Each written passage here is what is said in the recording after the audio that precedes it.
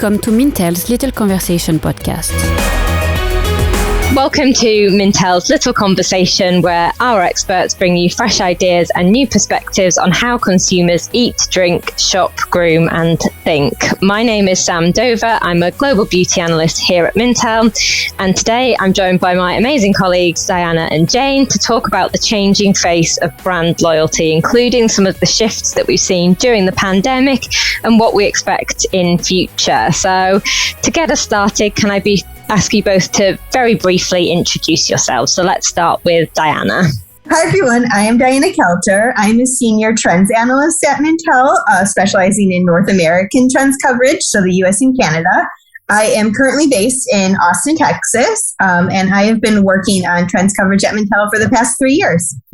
Hi, everyone. My name is Jane Herr. I'm an associate director on our purchase intelligence tool, which provides us with consumer perceptions on new food and drink launches in the United States. I've been at Mintel for the past 3 years, a little over 3 years, working closely with Diana and company to service our clients and answer questions on why consumers buy what they buy.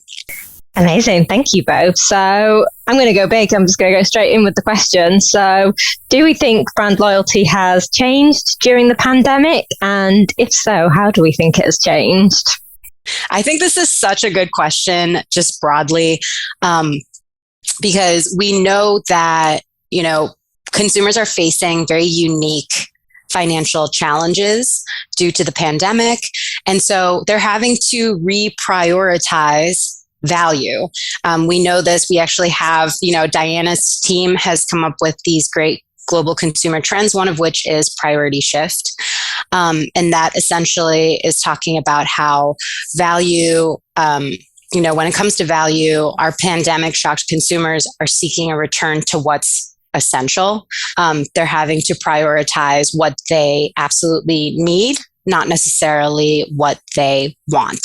And so I think it's critically important for brands to keep value top of mind, but that doesn't necessarily mean the lowest prices, right? It's about balancing quality. It's about answering the needs as they might arise, providing value and flexibility rather than just going for the lowest possible numbers. Yeah, I'm just going to build off that, and thanks for the kudos around trends. They really set the stage during the job.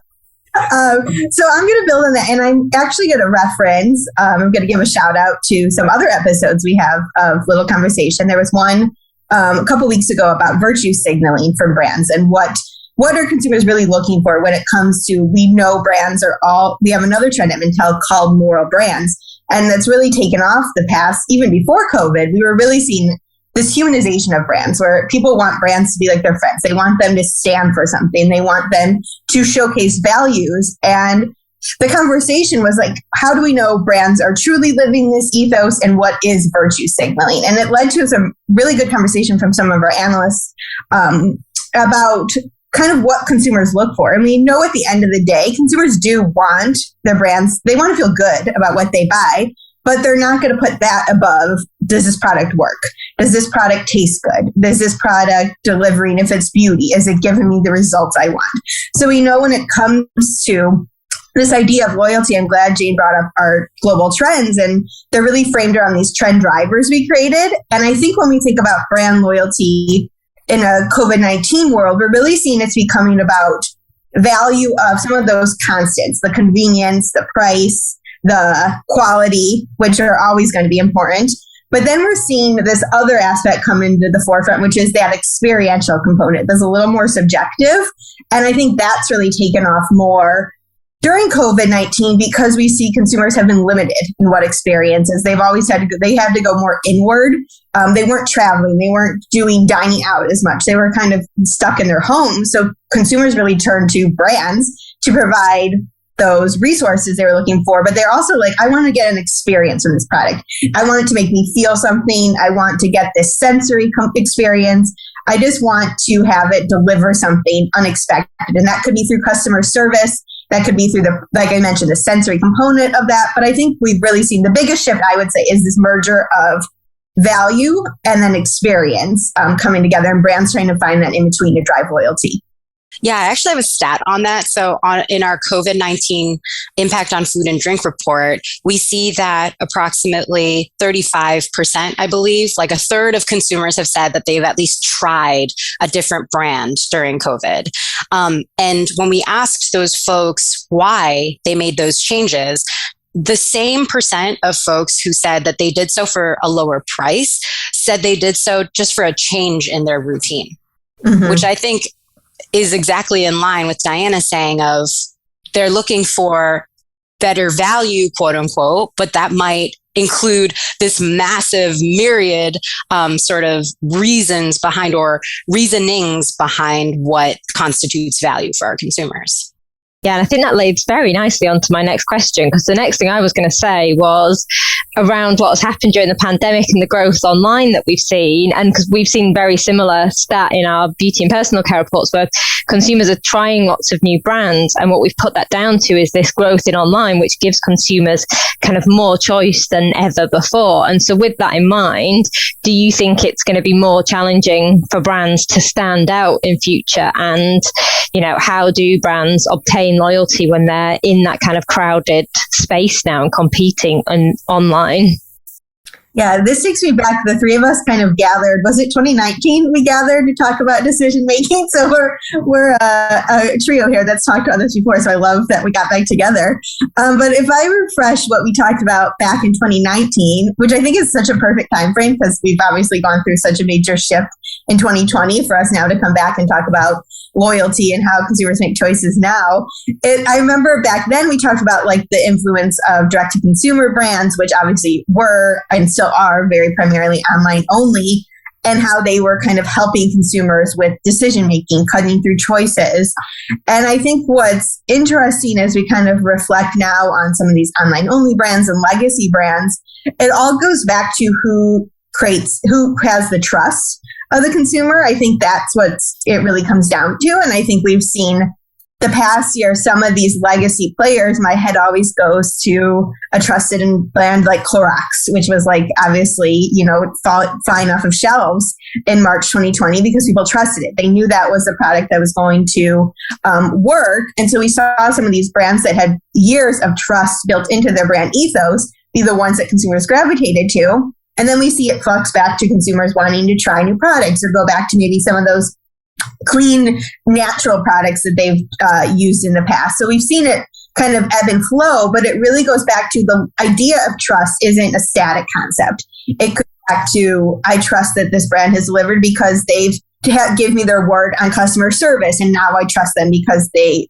return without any questions, or it could be that product trust. So I think that's what's really interesting. We've seen that ebb and flow quite a bit, but I also think it kind of goes back to this idea of the front and back end experience as well. Consumers have really looked to brands to be this resource for them. And I think the brands that don't just say, well, I gave you a product, our relationship's over until the next time you come in. I think we're seeing a lot of brands say, come back and we'll recycle that for you. Or come back and we're doing a run. We're doing a community run this week. Come back to our store and meet new people. I think brands that don't just think of this transaction are really driving loyalty as well, especially at a time. Back to my first point, we've all been isolated. So we're really looking for these connectors in our life. And I think brands that do that well have the loyalty.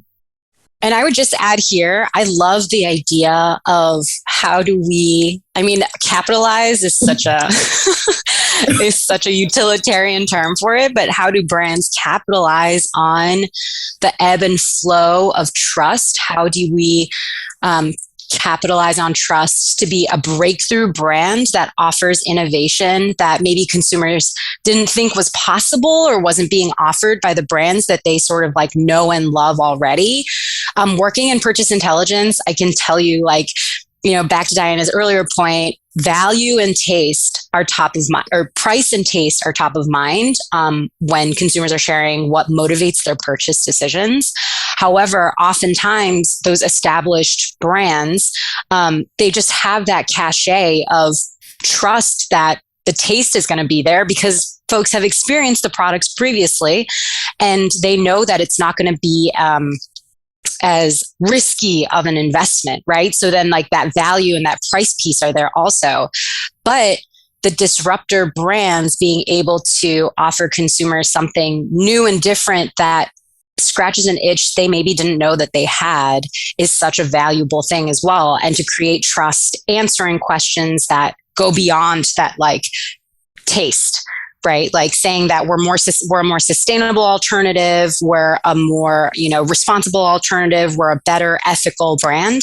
I think that's such an interesting dynamic. And then also to your latter point about making sure that consumers have an end-to-end sort of seamless experience. I know I'm jumping way ahead, but like technologies that are predictive and offer consumers promotions that are relevant to them at the appropriate times, I think will be so invaluable for brands moving forward, in this cluttered e-commerce space. Hmm.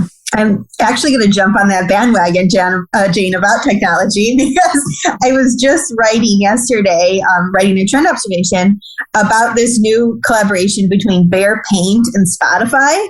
And I think Spotify does a really great job, as do a lot of streaming services, about using, as I talked about earlier, that sensory experience to help make choices feel more personal and connected to all these other elements of your life. And so I think what this partnership does is Bear Paint works with Spotify to create this interactive tool that allows you to visualize what the music you like would look like in color. So it creates this tool that, based on your playlist, and they partnered with Katy Perry to kind of be the spokesperson for it, but it would take your playlist and it would take your mood of what you're listening to and be like, this is the palette that we see reflects what you're feeling, what you're listening to, who you are. And we know consumers love that because it feels personal, it feels visual, it's bringing more to life from one part of your life to another. And it really does bring to life this balance of we're leaning into sensory experiences more because we're spending so much time on screens and we're desiring to feel something. But then on the flip side, technology is also helping us bring these things together. So it kind of goes back to, there's always the flip of a coin. There's the negatives of technology, but then there's also the benefits that it does kind of create this ecosystem to connect the dots across everything. I love that because that's so authentic as well. Because actually, I can't remember the name of it, and it's lost on me now. But there's essentially some of the best like musicians can see colors when they record music. Yes. So is that what it's called? Yeah. And it's so interesting how authentic that is. But as you say, it kind of reflects where we are now because it's playing on this idea that we're looking for those kind of digital experiences now as well. For sure. So next question for you both. So do you have any brands that you think garner kind of particularly strong customer loyalty? So some best in practice examples. And why do you think, if you do have any examples, why do you think those brands kind of manage to achieve that level of loyalty? So my head always goes to outdoor brands. I feel like they do a really good job of kind of building community, which translates to a sense of loyalty. Like I think of Patagonia's built up a really good base of consumers, or REI has built up loyalty because they expand into like actually having travel. They help you plan this like destination trip, or they help with resources of learning how to camp. So I think from a resource perspective, I've heard a lot of people go back to REI because they've had this trusted experience. But I think brands that are built around, I think why my head went to outdoors is because it's a passion-based audience to begin with. And so brands can kind of not play into it, but work around that passion. And it's inherently going to be less about a transaction because you're sharing this passion together. The outdoor brand is part of it. They have this community where like, oh, we're going to host a running group, or we're going to teach you how to set up a tent. So there's just this expansion of how far it can go and how big that connection can be. And it's welcoming, I think, to beginners when you're like, a lot of things can be intimidating for someone to jump into when it's activity based. But I think when it comes to the outdoors, there's so many different angles to jump in that I think these brands do a good job of just being that welcoming space and being a resource, and not just, we're going to sell you this hiking boot and then we're going to walk away.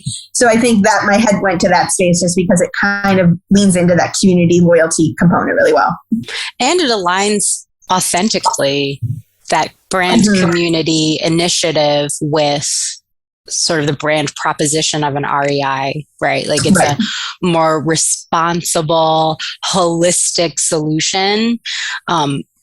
and a lifestyle choice rather than just like a one-off, like, oh, I need a sleeping bag, I'll just like run in here. It's like, okay, then why not just like go to Target? It's like cheaper and it's, whatever.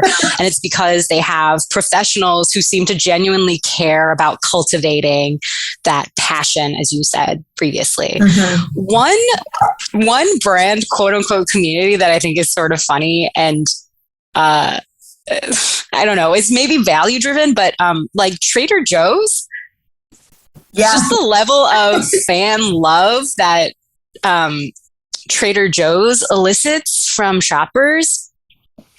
Maybe it's because they're answering the need for a wide variety of relatively high quality products at an affordable price, providing convenience with high quality packaged items.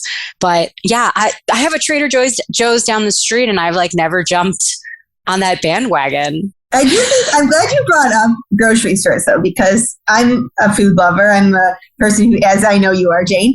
And I do think you have this loyalty to your stores, your grocery stores. And so as I mentioned up front, I'm based in Austin, Texas, and I'm a transplant here. I moved here from Chicago about 6 months ago. And it was wild to me how much I learned that H-E-B is a beloved grocery store chain. Institution. Yes, it is loved. And I know Publix is the same, kind of that same mentality. And what I've realized is they really have such a strong private label foundation throughout the store as well. So it's the institution, it's what they do for the community. They're really in kind of the same thing we've always seen from Walmart, is that they embed themselves in the community. But it's also clearly that their products are good too. They have these strong products that once again, it goes back to taste. Their products live up to what you would expect from a bag of chips or an ice cream. So it kind of goes hand in hand. And then as I was giving my earlier answer about what stores drive loyalty, and you brought it up, Jane, I do have to say I have to give kudos to Target as well as a brand retailer that's always been, I love Target, a loyal base. I do too. We all have the Target curse where you go in for one thing and you leave with like a shopping cart full of stuff. And I really do feel like Target did experiential retail before it was a trend, before it was something we talked about, because it wasn't experiential in the sense of we're going to have a pop-up or we're going to host an event. It was the brand was the experience. There's blogs that talk about how moms go to Target just to get a break and that's their away time. Or, people go there just because they want to browse the aisles. So it was really, they built the experience through the brand identity of the brands they highlighted, the way the store was laid out, just the experience as a whole. So I do think Target was ahead of that trend in terms of loyalty through not just like we're going to create an experience, the brand itself is the experience. Yeah, definitely. And I think because I'm going to throw in a few beauty examples as well, just because I can't help myself. But I think what we see in beauty is that, as again, it's coming back to this idea of creating a community around brands. So we see brands like kind of Glossier and those kind of brands cultivating a real genuine loyalty, even from like involving them in the process of developing new products and talking to their customers about what they actually want as opposed to telling them what they want. Things like that, I think, are so interesting. And I think brands who manage to achieve that are the ones who are going to succeed going forward. And then on that note, I'm going to flip it back to, you were talking about grocery. And I think that's an interesting point to come back a little bit and think about what happened during the pandemic. And because in the UK, we have a similar thing where lots of people are quite loyal to certain retailers. We've got our big four grocery retailers in the UK and people tend to stick with them. But during COVID, there was a lot of disruption. People couldn't get online deliveries with their favorite grocers, for example, and then that made them switch, and now they've almost switched their brand loyalty to the people who supported them during the pandemic. So I think with that in mind, I think it plays quite nicely into the fact that very few brands get it right all of the time, and with social media there's a lot of scrutiny on brands. So how important do we think it is for brands to be open and honest when things go wrong and they don't live up to expectations, and how can they kind of offset the pressure from competitors by doing so? Yeah, that's a really great point. And I feel like I could go on a personal tangent about all my habits during the pandemic, because I will admit I was, the hardest shift for me when lockdown started was I am not a great meal planner. Like I would always do the impulse, like I'm going to go get what I need for this meal. So I would be the frequent going to Trader Joe's, going to the grocery store because I didn't think ahead. But then when the pandemic hit, we were forced to limit our time in stores. We all kind of had to become meal planners. And so what my curiosity was personally, and then as an analyst, was, is this going to stick? Are these habits that I've been forced to think 2 weeks in advance, is that going to be a habit that shifts as we're allowed to kind of go back to some of our old habits? And I will say no, I've returned to my bad habits of going to get like 4 things for one meal, because it's just who I am. Like, it's how, I was kind of raised with that mentality of kind of being an impulse shopper, not really thinking ahead. And I do think, if I would imagine we've seen most people kind of go back to some of their old habits die hard, is kind of that saying. What we're used to, we kind of fall back into those rhythms. But I think what brands and retailers, like you said, maybe people try new things when they were in lockdown and all of a sudden they're like, oh, I really do like this, I'm going to stick with this. And the retailers have to find a way to get into the everyday routines of consumers to be that loyal one. And that could mean they found a new brand that's delivering that, or maybe they did it for a little while and they realized they went back to that store they used to go to and they remembered, oh, I really like this. And then they kind of go back to that. So I think brands, retailers just have to find those everyday habits and make that feel that's where they have to hit the mark. When we kind of went back to the beginning, we talked about value and experience. That experience is what consumers are going to remember. Like if you did curbside pickup and it's consistently very smooth the first few times you do it, you're going to be like, oh, this is actually way easier than I thought it was. I had that experience with like mobile ordering in some places, or I always worried, is this going to be more of a pain to try to do this, wait for them to, because some places don't operationally have a good setup. So you don't know what to expect. You're like, I'm just going to do it myself because I don't want to deal with that. So I think the brands that can deliver a strong experience that first time someone's trying it, that's going to remember that experience, and that's where that habit's going to come from. And suddenly that's their new brand loyalty. So I think that it's those everyday experiences. And if you're offering something more into the technology realm of delivery or curbside pickup or self-checkout, that's where you want to make sure everything's in order, because that's what consumers are going to remember. It's going to be obviously what products you offer, but it's going to be that checkout experience, that seamless transaction that consumers will remember from a convenience perspective for sure.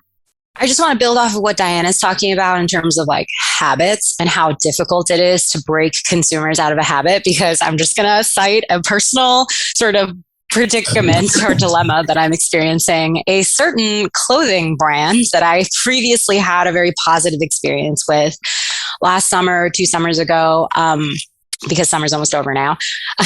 I'm not going to let go until I absolutely have to let go.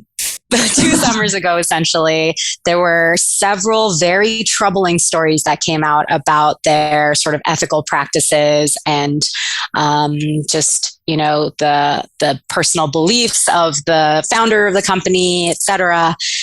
And for some reason, I don't believe that there was any, statement that was put out really, or action that was taken, initiatives that were implemented to resolve some of the issues that came up. And I, want to refresh my wardrobe and would love to get some basic pieces, because to me, that's the value calculus that I've done. And I want to patron that brand. However, they haven't come out and done quite enough to put those issues to bed for me personally. And so that does come into the equation for me as a consumer.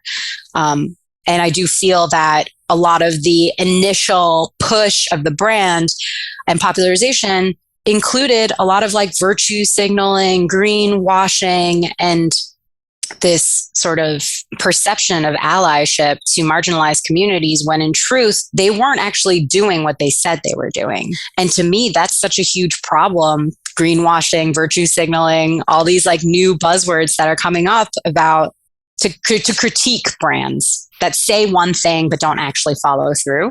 I think, Diana, if you have any other great examples of brands, like walking that talk, I'd love to hear them. But I wasn't able to find a ton of brands who like really came out and swung back and did the right thing when they were called out for mistakes. Yeah, it is. I mean, it's so hard because I feel like the hard part is we're all only getting snippets of conversations from what brands are doing at a time. So we always are kind of putting the story together gradually. We're never just getting the full.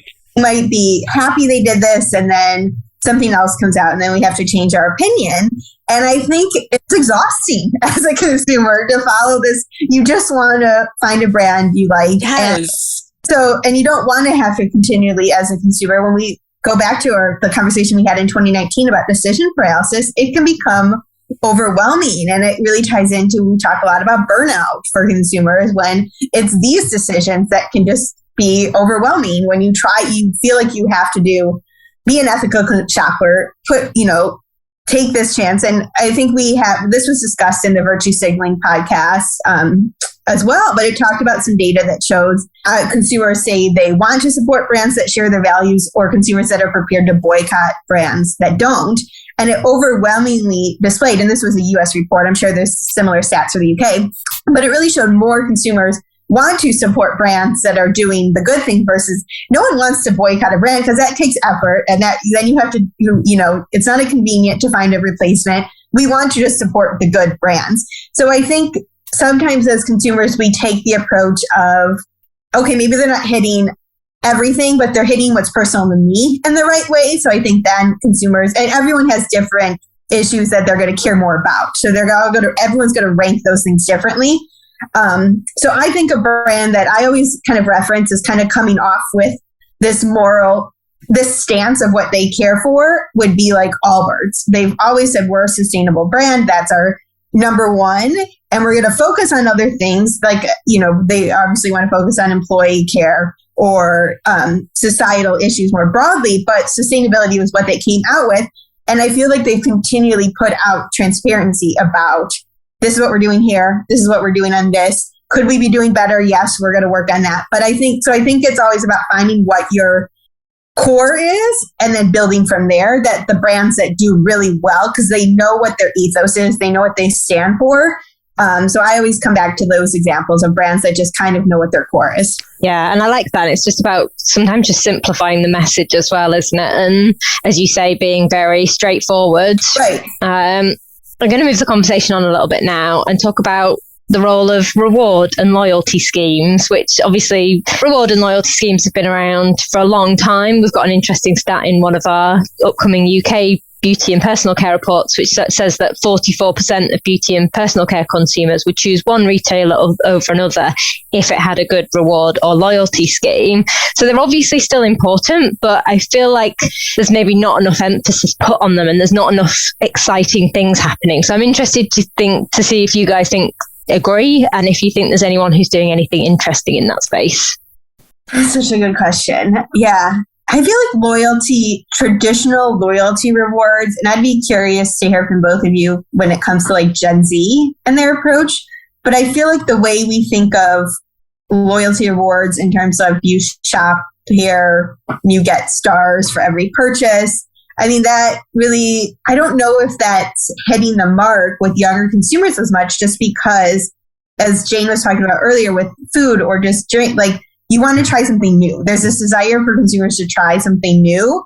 And so I do feel like because this generation has so many more options and their Instagram feed is constantly showing them all these options, I think it's a much harder hill to climb for brands to create that, buy enough products here and you'll get free rewards. I think we still see it. And I think clothing brands are still doing it fairly well. Like Madewell, I know has their rewards program, or Target, if you shop there, you just put your phone number in. So I do think we're seeing it. I'm just curious.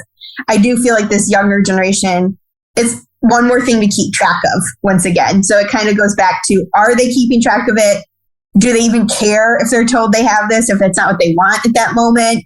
I just think this amount of options makes this traditional way we think of loyalty very different. I don't know. Do you guys agree?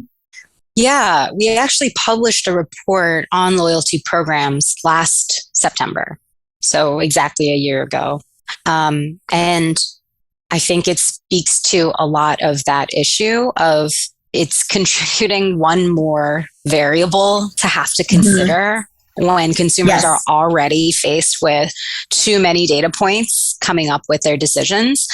I think over half of consumers who subscribe to loyalty programs say that they don't actually derive sufficient value from loyalty programs. And I think our analyst makes these, has some great insights around or observations around brands needing to, especially during COVID, really emphasize flexibility and sort of like compassion when thinking about how consumers are going to redeem the rewards quickly and efficiently. So removing as many restrictions as possible. So instead of having to get stars, just convert it directly to savings, Yes. right?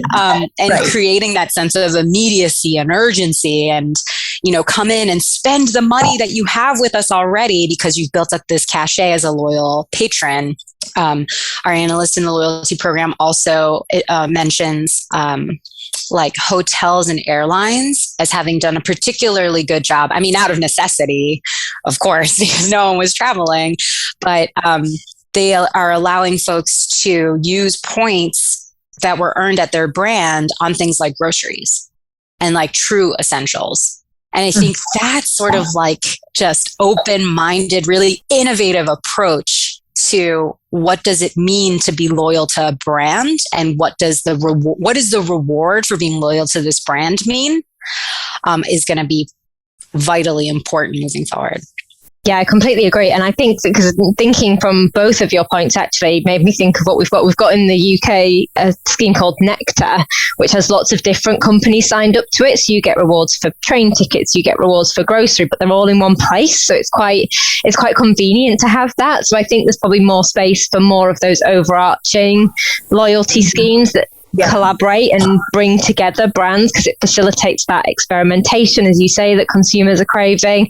And on top of that, I think I'm always really interested when brands reward consumers for different things, so different things beyond spend. So I think one really nice example that I spotted recently was I went into a Levi's store, and they reward you if you've got their app and you're signed up to their loyalty scheme, they reward you for just visiting a store. So just walking into the store, you get a reward for that. You get some points for that. And I think that's like, that would encourage me if I was close enough to that store, that would encourage me to go in there much more frequently and visit that brand and immerse myself in that brand. So I think it's about thinking about that and, thinking of exciting ways that you can, as you say, just appeal to your customer and actually reward them for just being there and supporting you, not just spending with you. Yeah, that's like great. Heels here also.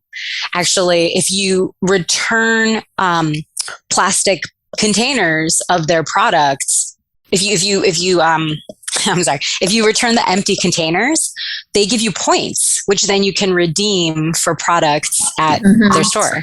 Yeah, Lush does that too, where if you return like 5, you get a free face mask or something, which I think it kind of goes back to what you were saying, Jane. It's not just about stars. It's about, are you offering a value to me that goes beyond this product? But I think stores that are offering, like, I know Kohl's does with this Amazon, but this service called Happy Returns, which was really utilized for like online only retailers.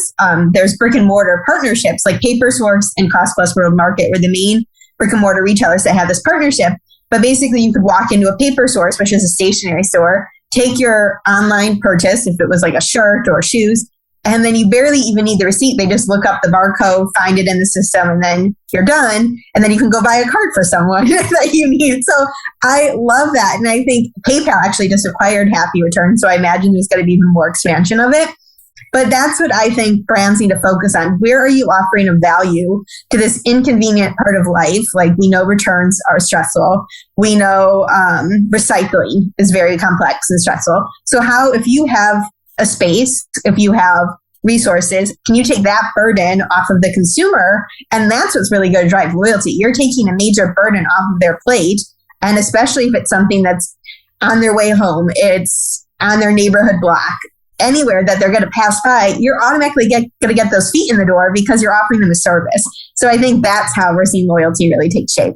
Amazing. I'm really intrigued in terms of what we think in terms of if there's different loyalty drivers amongst different demographics. In my head, I think there's definitely an argument that, young consumers, for example, are driven far more by eco and ethical statements from brands than, say, their older counterparts. And so I'm really interested in whether that will shape loyalty in the future, because if consumers are, if young consumers are more driven by things like ethics, which we've spoke about a few times in this podcast, does that mean that in future that's going to be the front and center of loyalty? Or do we think as consumers age, their loyalty drivers will shift and shape and become more like their older counterparts, so to speak? I think we're all millennials on this call, right? So I don't know if this is the idea. Yeah, maybe we're not the people to ask. Well, we can lean into the data. We can see what our data tells us.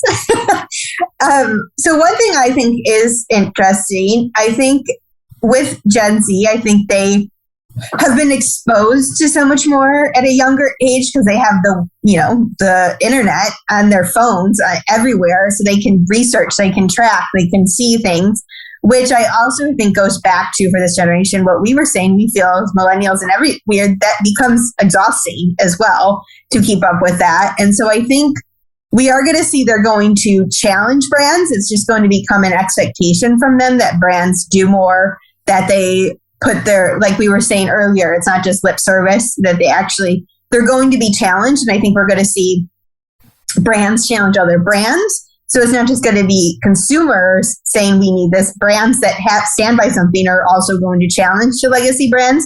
So I think that's what's going to lead to a lot of just continued change as well, because it's not just going to be coming from one place. But I think when we think of Gen Z and their stances from an ethical point of view, it is important to them, but I don't think they're different than any other generation when it comes to, they need things quick too. They need things that are affordable too. They don't have, the disposable income that older generations have. So they are going to face the same challenges that every other generation has. And when we look at our data, we know that consumers want, speed and convenience. And we see that Gen Z shops at Amazon like every other consumer that has used that for the same reason of speed, 2-day shipping. So we see that they use the same brands that we all use. And they also look at brands that are maybe more niche and really hit their identity. So I think we're going to see them hit both ends of the spectrum. They're going to use those brands that are quick, convenient, affordable. But then they're also, on those maybe more discretionary purchases, they're going to really put thought to, where do I want to get this jean jacket from? And it's going to be from a place I really care about. Maybe it's a secondhand retailer. Maybe it's this brand that I really love. So I think we're going to see, it's not going to be their whole identity, but it will shape several of their purchases too. Yeah, I do worry a little bit about how much Gen Z consumers are being pummeled by, the factors that are beyond their control. So we had a piece written recently titled COVID-19 Reshapes U.S. Needs for Convenience and Health. And our amazing global food and drink trends analyst made the observation that, 20% of U.S. adults say that their financial situation is tight, they're struggling, or they're in trouble. And the hardest hit groups are those folks aged 18 to 24, so adult Gen Zs. How much of that financial reality will temper what seems to be sort of like a social expectation placed upon this generation to fix things for everybody else? Will that sort of create, a certain degree of resentment? Will that create a desire to consume in a very older generation sort of way? If there's a shift in financial prospects, will there be like an unbridled sort of sense of excitement to consume just as they get older and have more disposable income? So to Sam's point, will their perspectives sort of change out of necessity, to Diana's point as well? Yeah, definitely. Yeah, it's such an interesting point. So on that note, final question. And I'm going to kind of wrap two questions into one to try and get it in. So how do we think brand loyalty is going to evolve in future? And on that note, we kind of touched on it very briefly before, but I do think it's really important. With that, what role do we think technology is going to play in kind of brand loyalty? So thinking about fostering kind of brand relationships using things like technology, things like, artificial intelligence to better understand your customers. I can lead with the first part too about where brand loyalty is going to head, and then the role technology will play. I love talking about collaboration, and I think genuinely that is where we're seeing loyalty move towards. It's collaboration over competition in a way. I think brands of all sizes are realizing every brand is coming to the table with this expertise of something that I don't have. And it's significantly harder to start from scratch building that expertise when this brand already has the customer base, the operational setup, everything. So why not form this partnership of they're going to get our resources, we're going to have their resources, and we're going to come together to move forward. And inherently that just builds loyalty because it's bringing together these audiences that have a passion for the brand. It's bringing to life something that they likely want, whether it's a sustainability initiative, a convenience initiative. It could be a variety of things. So it's just going to keep pushing innovation forward, but it also creates this ecosystem of loyalty because all these brands are working together. They're connecting the dots. And I think, once again, that's kind of where technology comes into play. It just connects those dots even more seamlessly. And I think one thing we're seeing brands focus on is what their value isn't necessarily the product that they're selling. We're seeing a lot of brands realize, our value is actually this unique proprietary technology we have that allows us to do X, Y, Z. Why aren't we packaging that up and selling that as a value? So I think we're seeing brands really look holistically at what they have, and nothing's off the table of what could be a value to a customer, a small business, maybe another brand of equal size. But we're just seeing this holistic look at technology is valuable. And if we have this really great system, why are we keeping that to ourselves when we could use that more widely? So I think that's what we're going to see with technology for sure. Yeah, that's really interesting. On that note, I've got a couple of really great beauty examples just to get them in there. We've got I don't know if you guys have seen it, but there's the Wren We Are Allies campaign, which again is, 5 brands who are generally competitors in the beauty space coming together to work on sustainability initiatives. And then on top of that, another interesting example on that note of, brands leveraging what they have built. I think there's a great brand called Biossance, which basically developed a new way of producing an ingredient that's commonly used in beauty, and it basically created a brand to drive demand for that ingredient because it knew it was going to be a new kind of hero ingredient in beauty. So I think, a couple of really interesting examples there. So on that note, I will sadly need to wrap things up for today as we've very much ran out of time. But thank you all for joining us, and thank you to Diana and Jane for joining me today. If you want to know more about Mintel, who we are and what we do, then head over to mintel.com and follow us on social media. We are on LinkedIn, Instagram, Twitter, and Facebook. And also check out our blog for even more insights from our analysts. Thank you again for listening. Please make sure you subscribe, rate, and review this podcast. And if you like what you've heard today, then please spread the word and look out for our next episode of Mintel's Little Conversation.